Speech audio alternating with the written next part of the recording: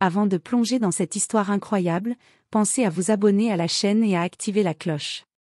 Ici, chaque récit a quelque chose à dire, et vous ne voudrez pas en manquer un seul. Tout le gratin de la Silicon Valley était là. Investisseur millionnaire, fondateur de start-up en vogue, actrice reconvertie en entrepreneur, influenceur aux millions d'abonnés, et même un ancien secrétaire d'État en tenue de cocktail. La villa d'Ethan Calloway, perchée sur les hauteurs de Malibu, n'était pas seulement un bijou d'architecture contemporaine, c'était le symbole de sa réussite. Vert, béton poli, piscine à débordement et vue plongeante sur l'océan Pacifique.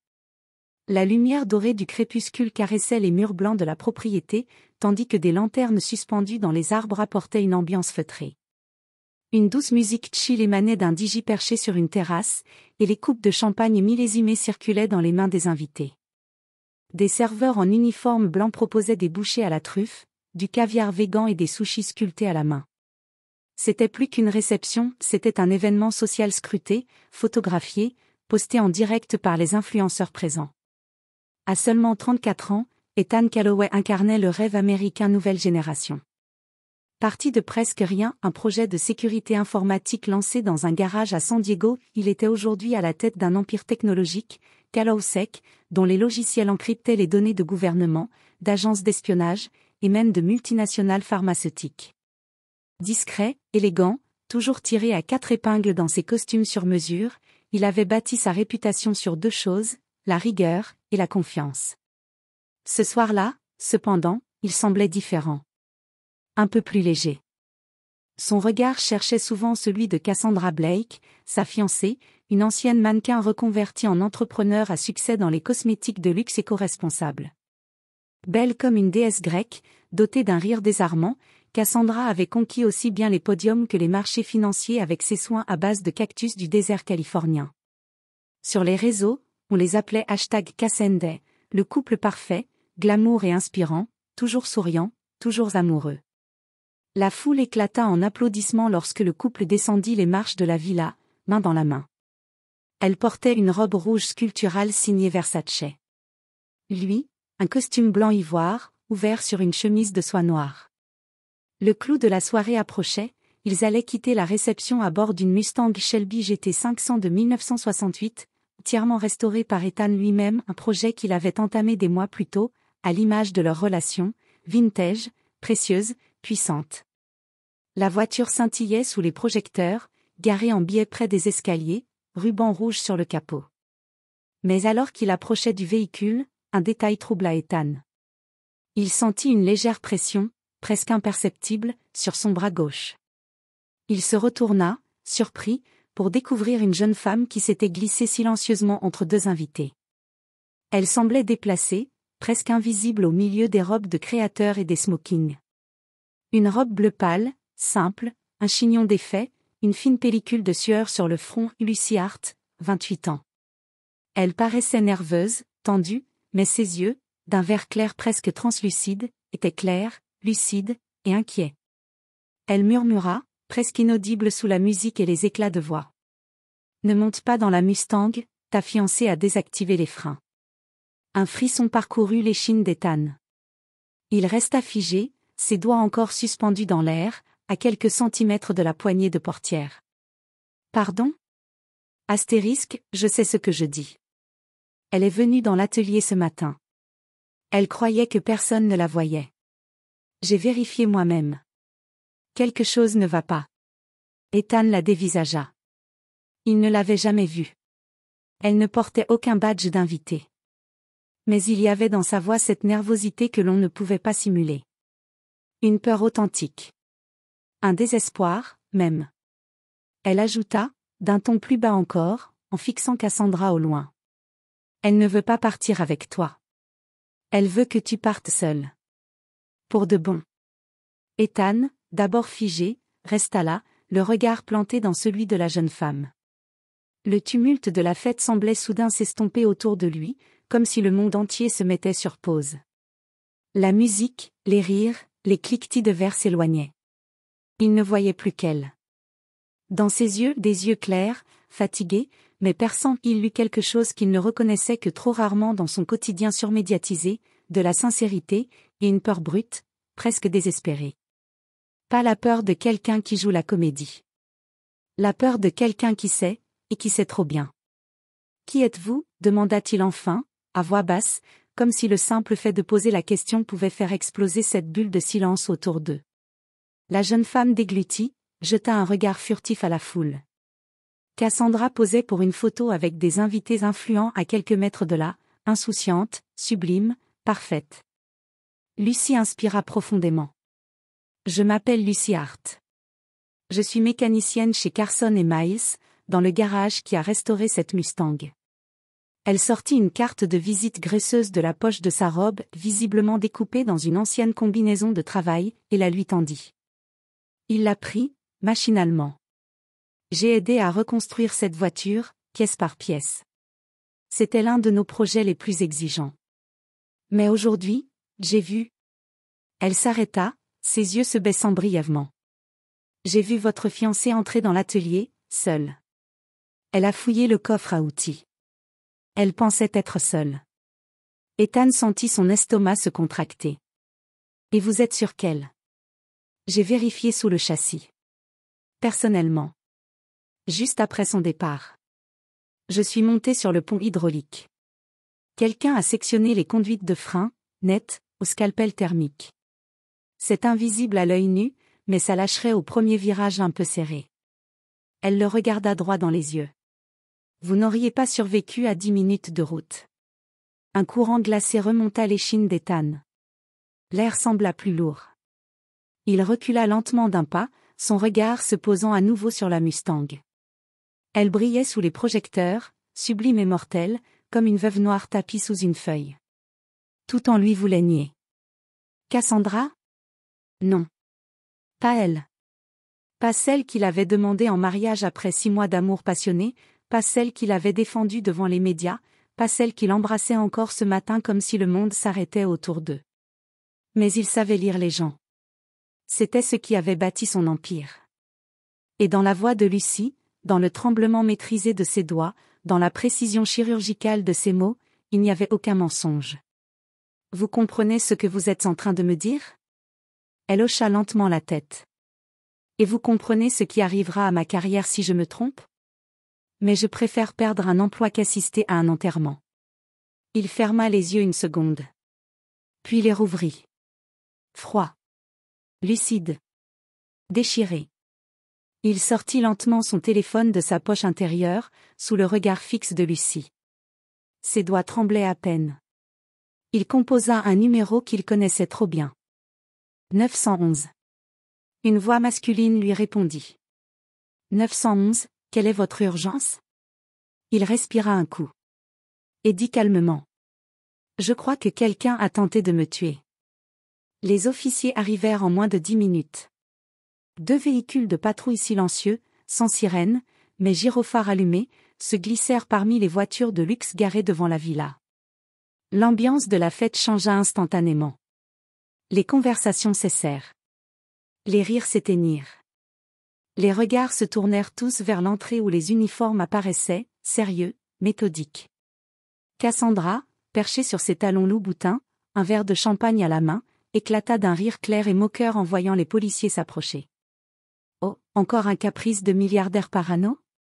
Qu'est-ce qu'il t'a pris, Ethan ? Tu veux faire un show pour TikTok ? Elle salua les policiers d'un geste désinvolte, comme s'ils étaient des serveurs maladroits. Mais les visages des agents restaient de marbre. Ils demandèrent à voir le véhicule. Ethan les guida sans un mot vers la Mustang, les épaules droites, le visage fermé comme un masque. Un des agents, un vétéran nommé détective Grant, inspecta brièvement le dessous du véhicule avec sa lampe torche. Il demanda aussitôt qu'on hisse la voiture sur le pont mécanique mobile qu'Ethan possédait dans son garage privé, un luxe réservé aux passionnés avertis.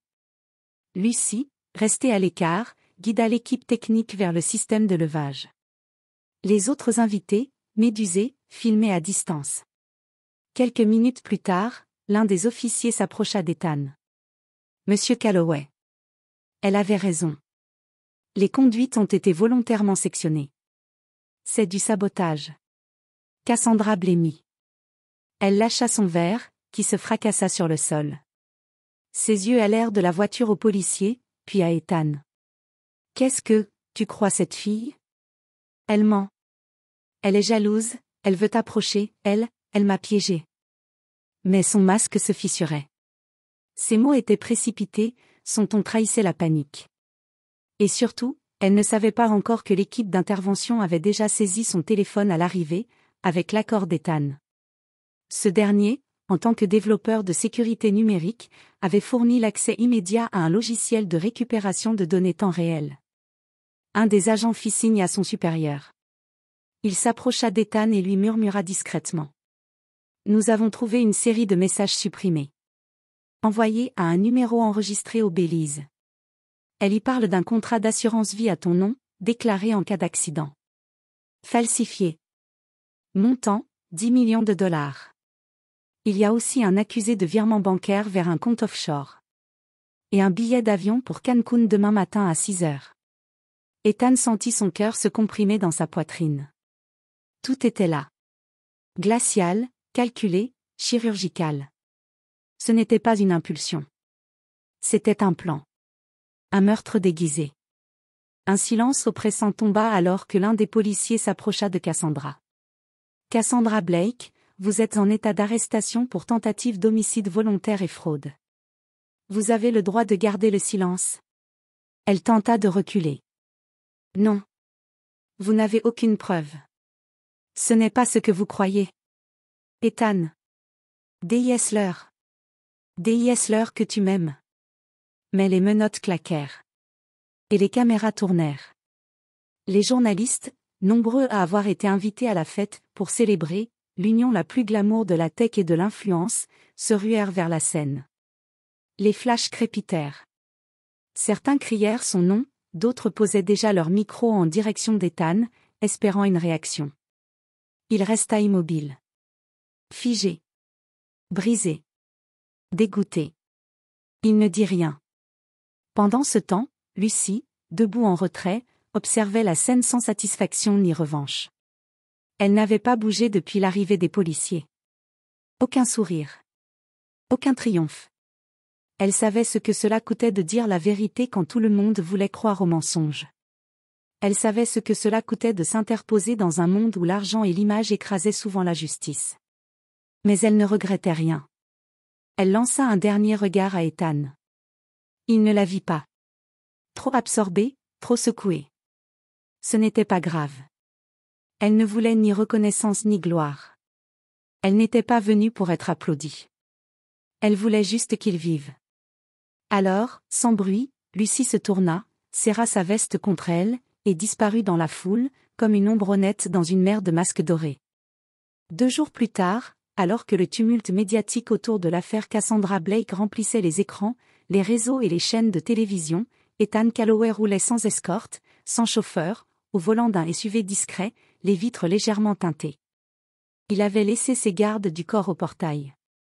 Il ne portait pas de costume, pas de montre hors de prix. Juste un jean brut, une veste légère et cette expression absente qu'on porte quand on vient confronter une vérité qu'on aurait préféré ignorer. Il s'arrêta devant un petit garage aux murs défraîchis, au fond d'une ruelle industrielle de Pasadena. Une enseigne cabossée pendait au-dessus, Carson et Miles, Auto Repair since 1974. De la fumée sortait du hangar, mêlée à l'odeur d'huile, de métal chaud et de café réchauffé. À l'intérieur, Lucy Hart, en salopette couverte de taches noires, se tenait sous un vieux pick-up Ford F-150. Elle travaillait avec concentration, une lampe frontale sur le front et une clé dans les mains. Ses gestes étaient précis, rythmés, ancrés dans une routine millimétrée. Ethan la regarda un instant sans rien dire. Elle paraissait paisible dans cet univers de moteurs et de silence rugueux. Une femme que personne ne remarquait dans un monde qui valorisait les vitrines plutôt que les fondations. Et pourtant, c'était elle qui lui avait sauvé la vie. Il s'éclaircit la gorge. « Bonjour, Lucie. » Elle sursauta légèrement, fit rouler la planche sur laquelle elle était allongée pour se redresser. Ses cheveux étaient attachés en une tresse rapide, son visage couvert de petites taches de cambouis. Lorsqu'elle vit Ethan, ses sourcils se froncèrent, confuses, mais sans agressivité. « Qu'est-ce que vous faites ici ?» demanda-t-elle en se relevant, essuyant ses mains sur un vieux chiffon. Il lui tendit un petit sac en papier brun. Des beignets, et un café décent. Le vôtre avait l'air imbuvable l'autre soir. Un coin de ses lèvres se releva. Mais elle ne prit pas le sac. Elle le regarda droit dans les yeux. Vous êtes venu pour me remercier? Non. Enfin, si, bien sûr. Mais, pas seulement. Je voulais comprendre pourquoi. Pourquoi risquer tout ça pour un inconnu? Lucie resta un instant silencieuse, regardant les traces noires sur ses doigts, le vieux pick-up, l'ombre du passé dans le regard. Puis elle parla. Parce que personne ne l'avait jamais fait pour mon frère. Ethan haussa légèrement les sourcils. Elle poursuivit, la voix un peu plus grave. Noah. Mon frère aîné. Il est mort il y a 2 ans. Il conduisait une voiture qu'il avait achetée à bas prix. Les freins ont lâché dans une descente. On a dit qu'il roulait trop vite. Qu'il faisait le malin. Mais je connaissais Noah. Il conduisait avec prudence. Il venait juste de décrocher un poste de mécanicien dans un centre agricole. Il faisait attention. Elle se détourna brièvement, les yeux humides mais la voix ferme. J'ai découvert plus tard que l'ancien propriétaire de la voiture avait bricolé les freins pour toucher une prime d'assurance. Mais il n'a jamais été poursuivi. Manque de preuves. J'ai tout essayé. J'ai contacté des avocats, la police, personne ne m'a écouté. Ethan l'écoutait, les bras croisés, le cœur serré. Alors j'ai fait une promesse. Une promesse bête, peut-être. Que si un jour je voyais les signes que j'ai ratés pour mon frère, je n'hésiterais pas. Même si personne ne me croyait. Même si ça me coûtait mon travail. Même si on me traitait de folle. Elle tourna de nouveau les yeux vers lui. Alors quand j'ai vu Cassandra, seule, dans l'atelier, penchée sous la Mustang, les mains là où elle n'aurait jamais dû être, j'ai su. Mon instinct me l'a hurlé. Elle haussa les épaules. J'ai agi. Cette fois, j'ai parlé. Et vous êtes en vie. C'est tout ce qui compte. Un silence lourd, plein de vérité, tomba entre eux. Ethan, d'habitude si à l'aise avec les discours, les levées de fond, les mots qui rassurent les foules, ne savait plus quoi dire. Il la regardait comme on regarde une colonne oubliée qui a soutenu un toit sans jamais se plaindre. Vous êtes la personne la plus courageuse que j'ai rencontrée, finit-il par dire. Elle secoua la tête avec un sourire triste. Je ne suis pas courageuse. Je suis simplement fatiguée de voir le monde tourner la tête quand il devrait se lever. Ethan, les yeux bas, hocha lentement la tête. Alors, permettez-moi de vous proposer quelque chose. Pas comme un remerciement, mais comme un début. J'aimerais vous embaucher. Pour travailler sur un projet personnel. Une fondation. Pour enquêter, réparer, protéger. Pour qu'aucun autre Noah ne disparaisse dans l'indifférence. Lucie resta figée, surprise. Vous êtes sérieux? Plus que jamais. Elle ne répondit pas tout de suite. Mais au fond d'elle, quelque chose s'ouvrit. Une possibilité. Une lumière. Les jours s'étiraient comme une interminable nuit pour Ethan Calloway. L'affaire Blake avait enflammé les gros titres du monde entier. Le nom d'Ethan et celui de Cassandra s'affichaient en lettres capitales sur tous les journaux, les sites d'actualité et les chaînes d'information en continu. Mais cette fois, ce n'était pas la célébration d'une union, mais le récit d'une trahison, d'un complot froid et calculé. Les regards, autrefois admiratifs, se faisaient parfois lourds, suspicieux. Le milliardaire autrefois invincible apparaissait vulnérable, blessé. Humilié. Face à ce tsunami médiatique, Ethan prit une décision radicale, il suspendit toutes ses apparitions publiques. Plus d'interviews, plus de conférences, plus de photos sur les réseaux.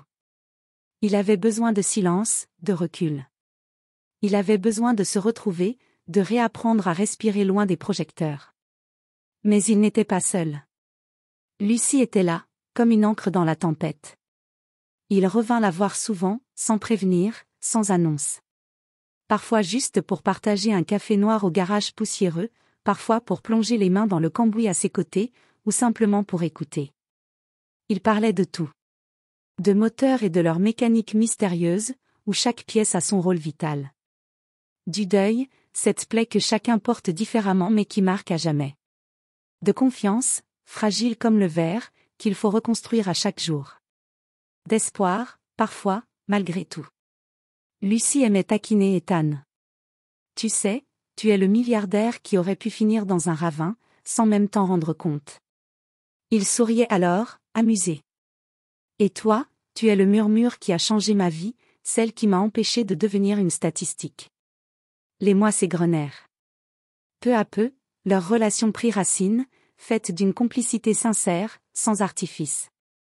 1 an plus tard, ils inaugurèrent ensemble une fondation nommée Breakpoint. Ce nom, choisi avec soin, signifiait à la fois le point de rupture, la limite, mais aussi la volonté de freiner les dangers invisibles. La fondation était dédiée à l'expertise mécanique indépendante, à la prévention des sabotages d'automobiles, un sujet méconnu mais bien réel, qui avait failli coûter la vie à Ethan et tant d'autres. Le jour de l'inauguration, sous un ciel clair, entouré de mécaniques, de journalistes à la recherche d'un nouveau souffle d'espoir, et d'amis fidèles, Lucie et Ethan prononcèrent un discours sincère. Ils n'étaient pas encore un couple. Peut-être un jour. Pour l'instant, ils roulaient côte à côte, lentement, prudemment. Ils savaient que la route serait longue. Mais une chose était sûre, cette fois, les freins fonctionnaient parfaitement.